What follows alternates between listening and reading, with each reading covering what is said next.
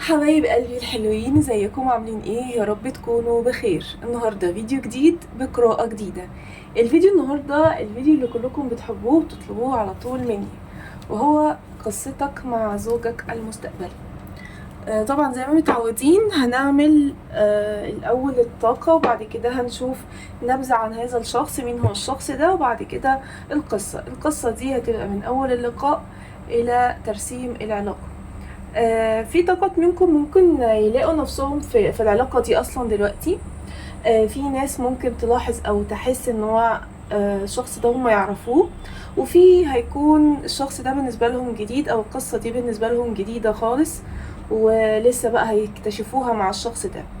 فالقراءة ممكن جدا يظهر لك شخص في حياتك دلوقتي، وممكن يظهر لك شخص انت ما تعرفوش، ممكن ده وممكن ده. القراءة هتكون بأول حرف من اسمك انت أو باختيار الأحجار. الحجر الأول هيكون الحجر التركواز.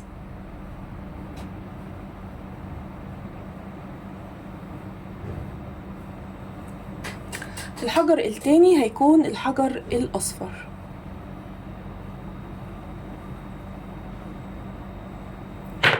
أو المستردة يعني. اوكي، تختاروا بالاحجار، تختار باول حرف من اسمك الحاجه اللي تريحك، يعني ده او ده، بس انا افضل طبعا انك تختار بالاحجار. طيب لو انتوا اول مره تشوفوني، يا ريت تنوروني وتعملوا سبسكرايب للقناه وتقولوا لي بتتابعوني منين. ولو حد محتاج يحجز قراءه مدفوعه يتواصل على رقم الواتساب، هتلاقوه في الديسكريبشن بوكس وفي التعليق المثبت الاول. يلا بينا نبتدي القراءه بتاعتنا النهارده بسم الله، ونبتدي مع مجموعه رقم 1، حجر التركواز. يلا مجموعة رقم 1، اعملوا لايك وابعتوا الطاقة بتاعتكم، ويلا بينا نبتدي ونشوف يا ترى الطاقة بتاعتك دلوقتي. نشيل بس كده الكروت. يا ترى طاقتك ايه يا مجموعة رقم 1؟ انت في طاقة ايه دلوقتي؟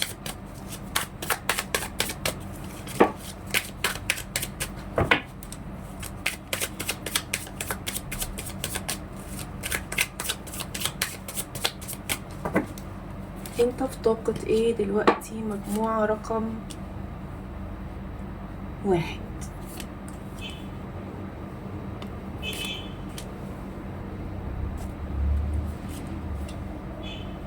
في حاجة شغلة بالك وتفكيرك الفترة دي قوي؟ في حاجة بتخليك ما تعرفش تنام وحاسس بقلق. مش لازم تكون حاجة سلبية على فكرة، ممكن تكون حاجة إيجابية، بس أنت عندك طاقة تفكير فيها، عاوز تبتدي حاجة جديدة، عاوز تعمل حاجة، تغير حاجة. في شيء شاغل بالك وتفكيرك وعندك شغف تجاهه يمكن الفترة دي. شايفة كمان ان انت يمكن مريت بفترة من الفترات السابقة كنت في طاقة تفكير دائم وقلق وتعب وافكار كتيرة، كانت الافكار دي بالنسبة لك سلبية. بصوا كارت التين اوف اير، بص كله دي كانت افكار سلبية بالنسبة لك، مكانتش افكار ايجابية. وابتديت مؤخرا انك تبتدي كده تبص على نفسك وتشوف نفسك وتبتدي تفكر بإيجابية وتعمل حاجة جديدة في حياتك، بداية جديدة، فكرة جديدة، تغيير شيء، تغيير معتقدات قديمة، تغيير نمط انت عايش عليه، في حاجة جديدة انت بتبتدي ان انت تعملها. شايفة ان اكتر الطاقات نسائية موجودة وموجودة بطاقة التفكير، يعني الطاقة النسائية اكتر وموجودة بطاقة تفكير، يعني كل الطاقة بتاعتك في الطاقة الحالية هي طاقة تفكير، وحاسة ان كل شيء مقيد، يعني بتفكري وعايزة تعملي حاجة او تبتدي بحاجة او تاخدي خطوة جديدة في حياتك، او على الاقل مثلا ممكن تكوني بتفكري تبتدي تبعتي رسالة لحد، تكلمي حد، تاخدي موقف من حد، في حاجة تفكري فيها بس انت حاسة ان انت مقيدة.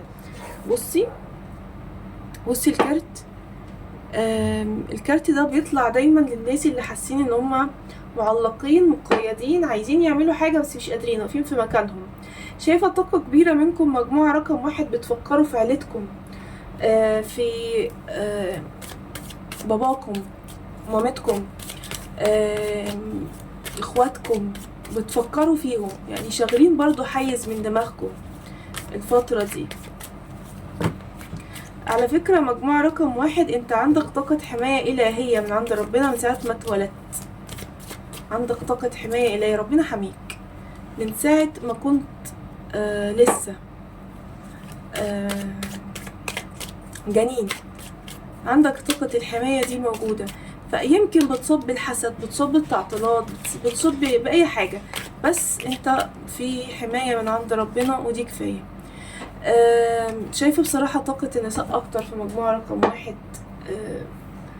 طلع لي برضو هنا طاقة الأمبرس، بالرغم ان انت ممكن تكوني في طاقة انك حاسة انك مقيدة، او بتبقي عايزة تعملي حاجة وبعد كده تحسي انه لأ مش هعملها، يعني بيجيلك شغف مثلا تجاه شيء وبعد كده بتقفي مكانك، إلى انك برضو في طاقة ساحرة اللي حواليك. يعني انت كأنثى جذابة للطرف الآخر اللي حواليكي، يعني أي بقى طرف آخر حواليكي، انت شخصية جذابة، الطاقة بتاعتك بتقول كده.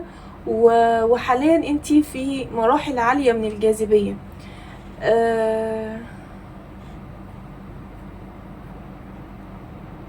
بقالك فترة في طاقة من يعني تقف وتقع، تقف وتقع، بس انت داخل ان شاء الله على مرحلة من الاتزان. في طاقة اتزان، طاقة اتزان داخلة في حياتك، سواء رجل او امرأة. بس انا يعني شايفة ان هنا في طاقة نساء اكتر يعني. ممكن تكون من برج الميزان. عندي طاقة برج الميزان وعندي طاقات هوائية، سوري نارية. عندي طاقات نارية. طيب تعالوا نشوف نبذة عن هذا الشخص. مين هو الشخص ده؟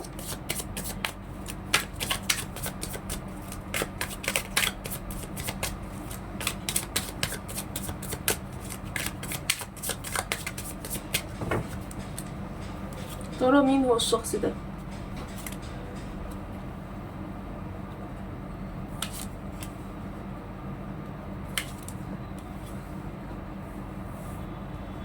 ده شخص ملامحه هادية جدا، يعني شوفوا كده الناس اللي بتحسوا ان هم ملامحهم هادية، ملامحهم طفولية، ملامحهم مريحة. الشخص ده من الناس اللي ملامحهم مريحة قوي ليك.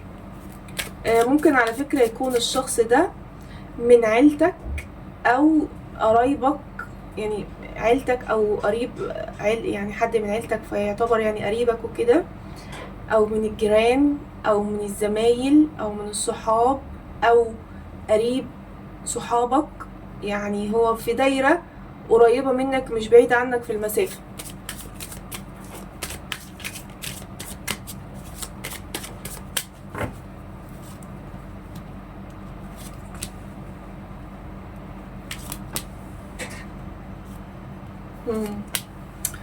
شفت شخصيته، يعني عرفت شخصيته شوية.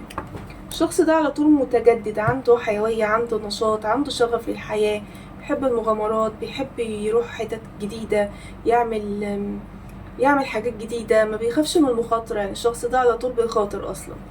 حياته سريعة ورتم حياته سريع، ومن الناس اللي مثلا لو حصل لهم دروب مش بيقعد مكتئب جنب الدروب، لا ده بيشوف حلول وبيشوف حاجات انه يقع من الدروب اللي هو انه يطلع من الدروب اللي هو وقع فيه ده.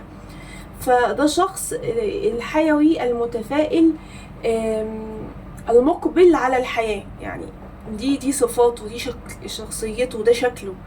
على طول بيتجدد، على طول بيبقى حد جديد، بيواكب الظروف المحيطة بيه، ايا كان الظروف اللي هو محطوط فيها بيعرف ان هو يظبطها ويعيش عليها وكده ويظبط حاله ويكبر نفسه في شغله في حياته كل حاجة. ده صديق كتير، يعني الشخص ده زي ما بيقولك ايه، حبيب الملايين.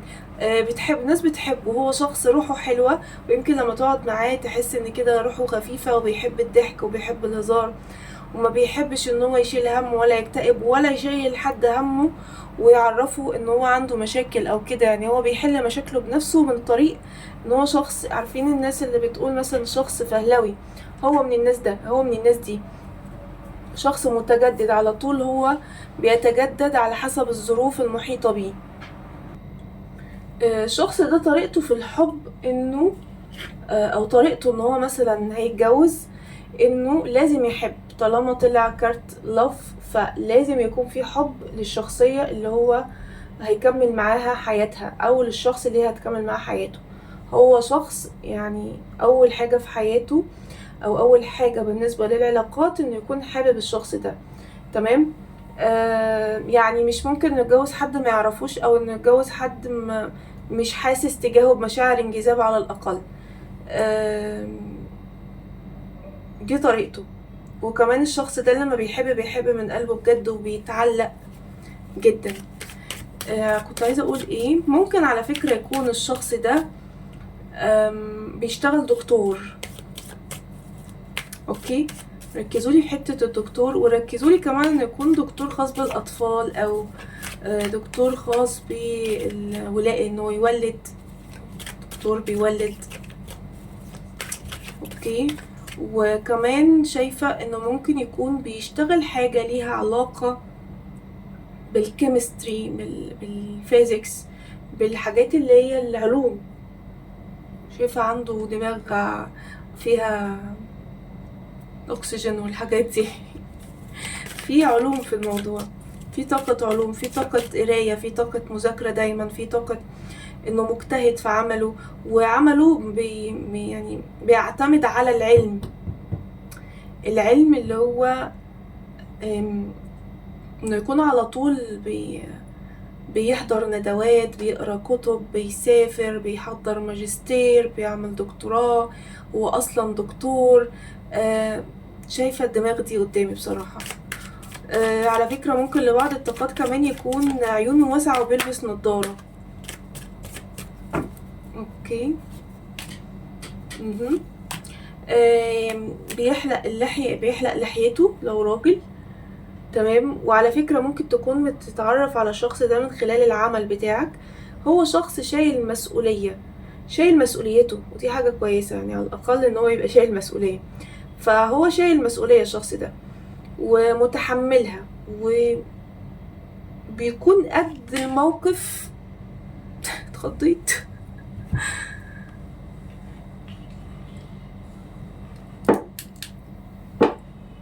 طيب هظبطها واجي. بيكون قد الموقف اللي هو بيتحط فيه. طيب خلونا نشوف القصة. قصتك مع هذا الشخص من أول لقاء، ترسيم العلاقة.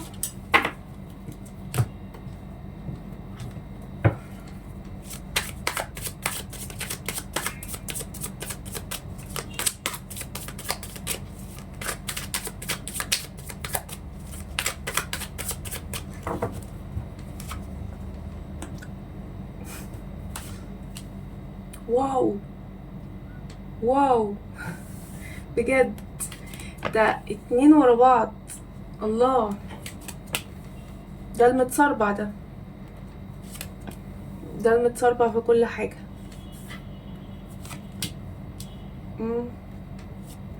الشخص ده يشوفك هينهار، اللي هو خلاص. انت مجرد ما يشوفك كده اللي هو خلاص، انا عايز الشخص ده اكمل معاه حياتي. ده مش هياخد وقت خالص خالص. ده يعني اول كارت طلع لك كارت الايس اوف فاير، ففي نار اهو في اول حاجة خالص، بدايات شغف قوية. بص الكارت عامل ازاي اصلا، شايفة النار؟ فده كارت بدايات شغف قوية جدا جدا، اول مقابلة او اول مرة هيشوفك فيها. ايس اوف ايرث ده شخص داخل يتقدم على طول، يعني لو راجل ده داخل على طول يتقدم بعد اول مرة يشوفك فيها، مش هياخد وقت يعني، او يشوفك فيها مش هياخد وقت. بتكلم على السيدات. ده واحد هيشوفك على طول، هياخد خطوة رسمية بدون تفكير وبدون وقت وبدون مشاكل وبدون اي حاجة، هو على طول هياخد الخطوة دي. لان من اول مرة يشوفك فيها يحصله طاقة شغف قوية جدا جدا جدا.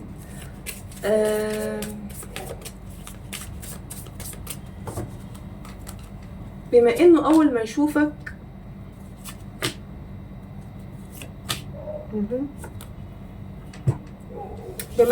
يشوفك هياخد خطوة الارتباط الرسمي. يعني بصي طاقة الارتباط الرسمي جايلي تاني كارت، فده معناه ان هو مش هيتأخر، ولكن هو هياخد خطوة الارتباط الرسمي، وهيبتدي ان هو يدرسك بقى في فترة ان هو بيتعرف عليك بس في طريق رسمي. تمام. شايفة ان الشخص ده هتحس منه ان هو شخص اصيل جدا في التعامل، شخص اصيل محترم عنده قواعد وماشي عليها. هتحس ان الشخص ده انت تعرفه من زمان، او هو شخص مش غريب عليك، او بالفعل هيكون شخص مش غريب عليك، لان انا في الاول قلت لك ممكن يكون من عيلتك. تمام. شايفة طاقة شخص بيعيش معاك اللي هو معاشهوش، يعني بالرغم ان ممكن يكون ايا كان يعني السن اللي هتتقابل فيه مع الشخص ده هو كمان سنه ايه، ايا كان هو هيرجع بيه لطاقة بدايات كده اللي هو ثانوي، وعارفين طاقة الحب اللي هو ال الطفولي الحلو ده. الشخص ده هيكون عنده الطاقة دي، هو هيحس ان هو رجع سنين قوي قوي كتيرة معاك. شايفة انه على طول برضو في طاقة تاني، يعني هو هيتقدم، وشايفة ان في طاقة تاني ان هو كمان هياخد خطوة بعد انه يتقدم، انه في خطوبة، في زواج، في حاجة بسيطة من اول ما الشخص ده يتقدم او يدخل حياتك. هو هيبين لك مشاعره على طبق، وهيبين حتى للناس اللي حواليك، يعني هيكون مبين نيته ومشاعره ليك حتى للناس اللي حواليك. بص الكارت، هو هنا الكارت ذا صن، يعني مشاعر، سوري، ذا صن يعني الصراحة. فبص هو مطلع قلبه اهو وبيوريهولك وهو مبتسم، فالشخص ده هتلاقي منه حنية، هتلاقي منه اهتمام، هتلاقي منه قرب، هتلاقي منه كل حاجة حلوة يمكن انت كنت مفتقدها في حياتك، هتلاقيها مع الشخص ده. وده شخص مش هيدخلك في دوامة هو معجب بيا، هو مستني مثلا خطوة يعملها، هو مستني وقت، هو ظروفه، هو مش هيدخلك في الموضوع ده خالص.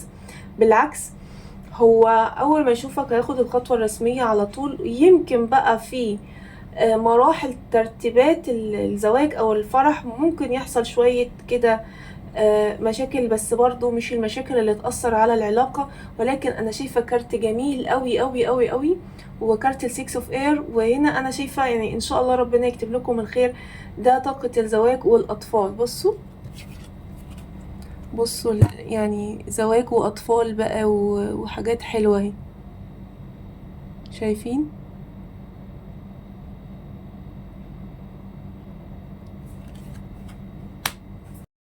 بالنسبة لكروت الرومانس اللي طلعت لك كروت جميلة قوي قوي قوي. بيقولك ان الشخص القادم ليك ده، او القصة اللي احنا لسه حكيناها دي، هي هو الحب الترو بالنسبة لك، هو الحب الحقيقي بالنسبة لك. وبيقولك ان الشخص ده دايما هيكون عطاء ليك، وعلى طول هيكون عنده طاقة عطاء تجاهك، وانه على طول هيجيب لك هدايا الشخص ده. وهنا برضو بيقولك بيرفكت ماتش، يعني انتوا الاتنين بيرفكت مع بعض. انتوا الاتنين بيكملوا بعض، انتوا الاتنين شبه بعض وزي بعض، وحياتكم هتكون فيها سلاسة، وهتكون فيها تناغم. يعني اهم من الحب على فكرة التناغم، التفاهم. فده هيكون معاكم في علاقتكم سوا مع هذا الشخص. عندي هنا برج الحمل وبرج الأسد، فممكن جدا يكون الشخص ده من البرجين دول.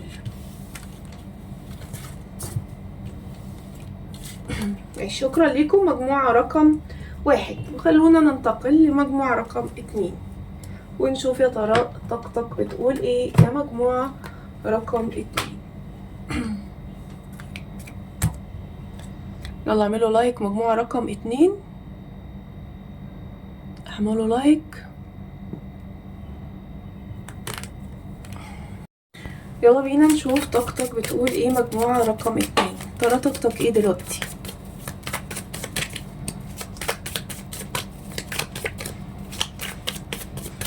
انت في طاقة ايه دلوقتي يا مجموعة رقم 2؟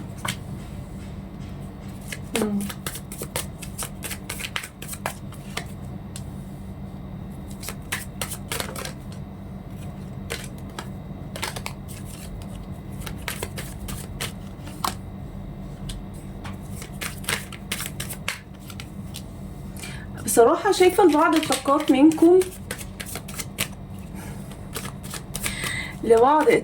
منكم، شايفة انه ممكن يكون في شخص انت معجب بيه حاليا، في طاقة انجذاب او اعجاب، تمام، منك انت لشخص، بس زي ما تقول ايه، حاسس انك مش عارف مشاعر الشخص التاني ده ليك ايه، ويا ترى في خطوة ولا مفيش خطوة. انت معجب بيه، بس مش معنى ان انت معجب بيه ان انت تفضل كده معجب بيه ومنجذب ليه او تحبه كده من غير خطوات. يعني انت شخص واضح، عندك طاقة انجذاب واعجاب، بس برضو مش هتفضل سايب الموضوع كده لفترة طويلة. انت عايز وضوح من الشخص ده، ولو مفيش وضوح فانت هتنسحب عن العلاقة دي. هروح اظبط النور برضو، معلش مش عارفة في ايه النهاردة. اوكي. شايفة في أمنية أنت بتحلم بيها، في حاجة أنت نفسك إن أنت تحققها، بتدعي ربنا بيها كل يوم، حاسس إن الحاجة دي بعيدة عنك أو مش قادر إن أنت توصل لها. لبعض الطاقات منكم أنت يمكن حاليا معرض لطاقة حسد شديدة، والحسد ده عامل لك طاقة تعطيل في حياتك، وخصوصا في أمور الحب والزواج.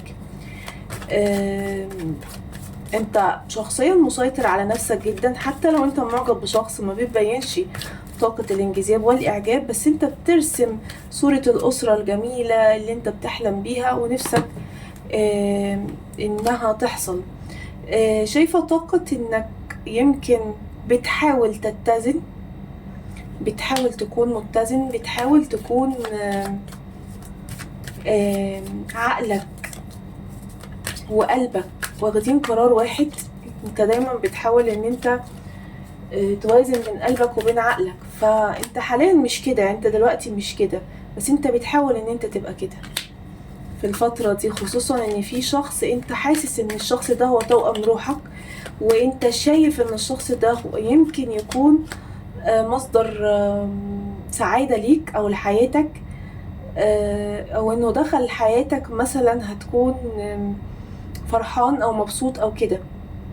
من على بعد انت حاسس بطاقة حب او مشاعر تجاه الشخص ده، ومش عادي، انت حاسس ان انت مرتبط بيه روحيا. وممكن جدا يكون الشخص ده ما بتتكلمش معاه او ما فيش صلة مباشرة بينك وبينه، بس انت حاسس الاحساس الغريب ده تجاهه، بتفكر فيه على طول على فكرة. بس انت شخص قوي وما بتبينش وما بتقولش وان انت بتفكر فيه او ان انت حتى معجب بيه. يعني يمكن يكون الشخص ده حتى مش عارف مشاعرك ايه تجاهه. هو ممكن جدا يكون معجب بيك، بس مش عارف ان انت كمان معجب بيه. انت بتحب ان انت تداري كل حاجة جواك وما تبينش اي حاجة، وخصوصا الشخص اللي انت معجب بيه. انت شخصية قوية جدا على فكرة. بصوا، حسد، انا قلت لكم ان في حسد هنا من قبل ما يجيلي كارت الحسد ده. انت عندك طاقة حسد يا مجموعة رقم 2، والحسد ده موقف طاقة الاكشن في حياتك او الخطوات في حياتك. انت محتاج انك تتجه دينيا، سواء انت مسلم مسيحي ايا كان، تتجه لدور عبادة، تدعي ربنا، تصلي، تقرأ قرآن، او طبعا اخواتنا المسيحيين برضو ليهم ايات للحسد والسحر والحاجات دي يقروها. يعني ايا كان انت محتاج ان انت تلجأ لربنا عشان الحسد ده يمشي من عليك، وتبتدي ان انت تتحرك في حياتك، لان انت مش عارف تعمل ده. انت مش عارف تعمل زي الحصان ده ان هو يتحرك ويجري ينطلق. وبص هنا برضو الكارت يعني محبوس، دي طاقة حسد معطلة حياتك. انت ممكن تكون من برج السرطان، ثور، دلو، جوزاء، جدي، ومش لازم على فكرة الأبراج تكون موجودة، المهم سيناريو القراءة يكون متوافق معاك بنسبة كبيرة. يلا بينا نشوف نبذة عن هذا الشخص.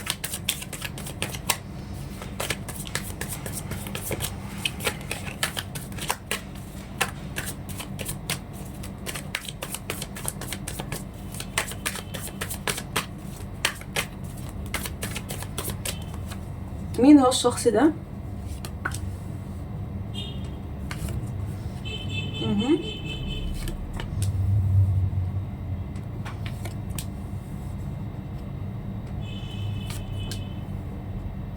ده شخص سنجل حاليا، مفيش حد في حياته نهائي، وحيد. الشخص ده وحيد كليا، مفيش حد في حياته. شخص يمكن يكون كان في علاقة في حياته، ولكن العلاقة دي انتهت، في انتهاء علاقة عنده. بس هو دلوقتي ايه؟ هو دلوقتي سنجل، مفيش حد في حياته خالص. اوكي، شايفة ان الشخص ده لقائك بيه قدري على فكرة، في لقاء قدري هيجمعك معاه. شخصيته عاملة ازاي؟ ممكن تحس ان في اختلاف بينك وبينه، يا اختلاف في الشكل، يا اختلاف في الشخصية. اختلاف في الشكل هو ايه؟ عايزة اقول لكم، يعني مثلا انت كامرأة متعودة مثلا ان اغلب اللي بتنجذبي ليهم او بينجذبوا ليكي ستايلهم معين، الستايل بتاعهم معين، لون عيونهم معين. لا، ده شخص مختلف عن توقعاتك او عن اللي مريتي بيه. تمام. ممكن يكون من غير جنسية، من غير بلد يعني. في بينكم اختلاف ما بينك وما بين الشخص ده. عامة الشخص ده يعشق الحب، وبيعرف انه يحب، وبيعرف انه يهتم. بس هو داخل حياتك هيبقى حاسس ان هو مفتقد مشاعر الونس او مشاعر الحب والاهتمام في حياته. ده هيكون الطاقة بتاعته او حالته. الشخص ده برضه بيقعد يفكر كتير، 24 ساعة هو بيفكر، دماغه ما بتبطلش تفكير. عارفين الشخص اللي نفسه يستمتع بحياته بس مش عارف، نفسه يلاقي الشخص المناسب ليه بس مش لحد دلوقتي ما لقاهوش، هو هيكون الشخص ده. تقريبا انت برضو ممكن تبقى في نفس الطاقة وتتقابلوا مع بعض انتوا الاتنين. مر بعلاقات، بس علاقات في الاخر فشلت، وانت كمان مريت بعلاقات وفشلت. بس بعد كده ربنا بقى سبحان الله بيجمع لكل اتنين شبه بعض على طريق واحد، ويقابلهم ببعض في سكة، في اي حاجة، ان هما يتقابلوا، لان لقائكم لقاء قدري من عند ربنا. ربنا عالم بيه، وعارف بنيته، وعارف بقلبه، وعارف باللي مر بيه، وكمان ربنا عالم بيك واللي في قلبك واللي مريت بيه. وعشان كده هيجمعك ان شاء الله بهذا الشخص اللي شبهك في الصفات الداخلية، بس مختلف عنك في في حاجة، يعني في لغة، في طبيعة بلد، في جنسية، في شكل، مختلف عنك في حاجة الشخص ده. وعلى فكرة الشخص ده طويل، سواء رجل أو امرأة، الشخص ده طويل، ولما بيتعرف على حد بيتعلق بيه بسرعة، مش من الناس البياعة، أو مش من الناس اللي ممكن عادي تدوس على قلبها وتعدي وتكمل. لا، الشخص ده بيتعلق، يعني وفي، وبيحب العشرة، وبيحب اللمة، وبيحب الناس. بس هو لوحده، يعني هو حاليا لوحده. خلونا كده نشوف القصة.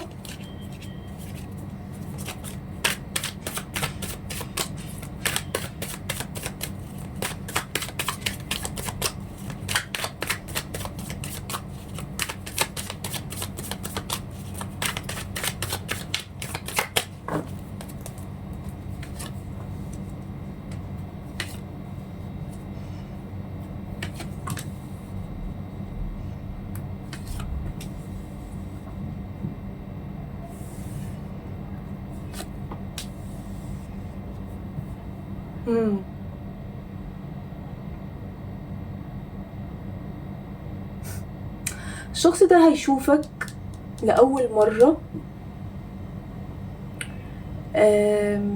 هيحس ان انت الشخص اللي هو مستنيه بقاله سنين، او الشخص اللي هيدخل حياته يملاها له ورد، يملاها له امل، يملاها له حياة. هيحس ان بدخولك لحياته هيكون في حياة.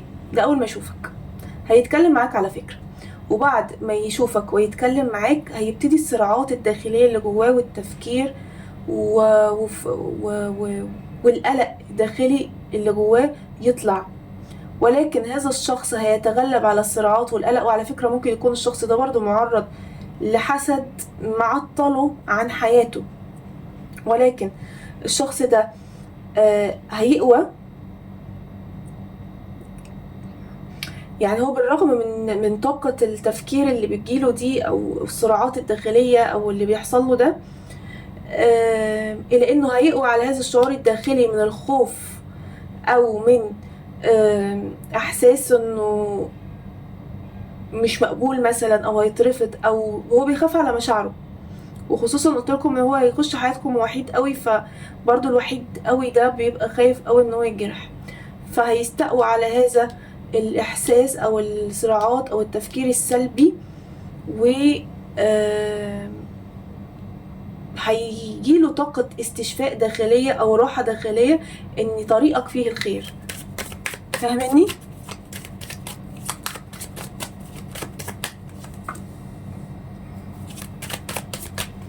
ده في اعتراف بالحب، وفي اهو ارتباط رسمي، زواج.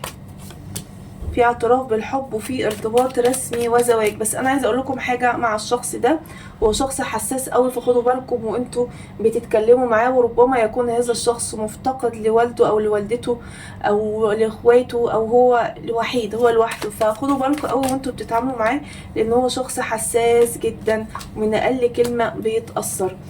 شايفه ان الشخص ده هيشوفك، هيحس ان انت اللي هتدي حياه لحياته، انت الشخص اللي هو مستنيه. هيتكلم معاك وهو فرحان قوي ومبسوط، ومش هيبقى عايز يخلص الكلام معاك في اي حاجة في اي شيء، هيتكلم في اي حاجة. طاقة الصراعات هتجيله بعد كده، ولكن هيستقوى عليها وهيحس بطاقة استشفاء فظيعة.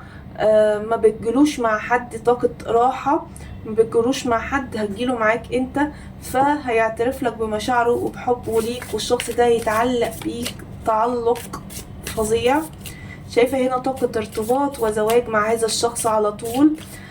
بس قلت لكم خدوا بالكم ان انتوا بس كلامكم معاه كلامكم معاه بس ممكن اقل كلمة بتأثر فيه او كده. شايفة ان العلاقة دي طالعة للنور، وطالعة بحلاوتها للنور. يعني في عرض ارتباط رسمي، والعرض ده ان شاء الله هيكمل، لان انا شايفه هنا ان في 7 اوف كابس، في احتفال وفي ناس وفي فرح.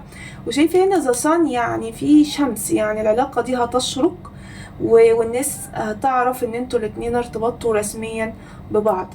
شايفه ان في العلاقه دي في احساس حقيقي، يعني في حب حقيقي في العلاقة دي. وكمان بيقولك انه work place romance، يعني الشخص ده ممكن تعرفه عن طريق العمل، او يكون في بينك وبينه شغل، وفي طاقة انجذاب ما بينك وما بينه، في طاقة مغناطيس ما بينك وما بينه من اول مرة تشوفوا بعض فيها. علاقة فيها طاقة مغناطيس كده اول ما تشوفوا بعض، وهو هيشوفك هنا. انا شايفه بصراحه انت لو امراه هتكوني بترتبي حاجه، بتعملي حاجه، بتظبطي حاجه. وهيشوفك، وهو في ساعتها الشخص ده هيقع في حبك على فكره، من على بعد، مش لازم على فكره يتكلم. ده هو لما يشوف كده ويحس بطاقه غريبه، هيبتدي انه يقرب ويتكلم او يفتح حديث او يقول اي حاجه، المهم ان هو يكون جنبك. يعني عندي هنا برج الاسد وبرج القوس وبرج الثور. ممكن يكون الشخص ده من الابراج دي.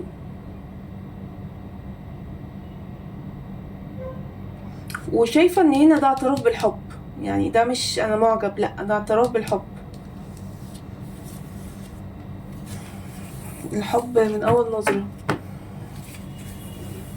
طيب انا كده خلصت القراءه النهارده، يا رب تكون القراءه عجبتكم وانطبقت معاكم. ما تنسوش اللايك والسبسكرايب لو انتوا اول مره تشوفوني، ولو حد محتاج يحجز قراءه مدفوعه يتواصل على رقم الواتساب، هتلاقوه في الديسكريبشن بوكس او في التعليق المثبت الاول. شكرا ليكم، باي باي.